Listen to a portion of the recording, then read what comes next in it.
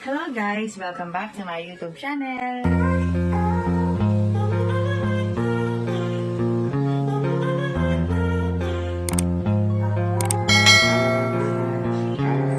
Hello guys! Heto na nga ang update natin sa laban ng Chocomucho versus Cherry Tigo. Grabe talaga ginalingan ng Chocomucho. In just 3 sets, tinalo nila ang Cherry Tigo. At palong-palo talaga ang ginawang service ace ni Isamolde. Kaya siya ngayon ang player of the game with 15 points and 13 attacks. Tuwang-tuwa ang Team Choco dahil nakabawi na sila sa team standings. Magaling naman at malakas ang opensa at depensa ng Cherry.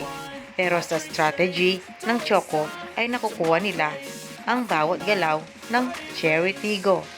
Hindi nga makapaniwala ang ube dahil mabilis na natapos ang laro. At heto na nga ang ganap pagkatapos ng laro. Maraming fans ang lumapit kay Dina para makipag-picture. Nasabi nga ng mga fans, magmula nang dumating at bumalik sa paglalaro si Dina Wong ay nabuhayan ng Choco. Dahil iba pa din daw pag nasa loob ng court si Dina Wong.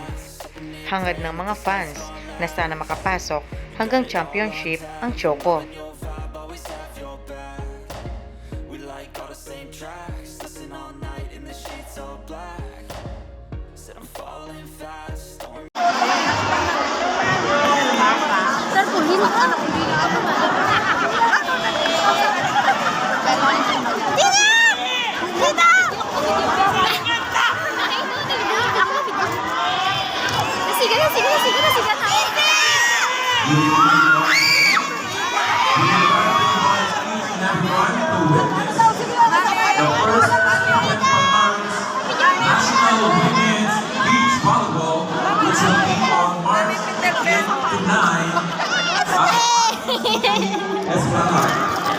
So once again, life before you, that's facts.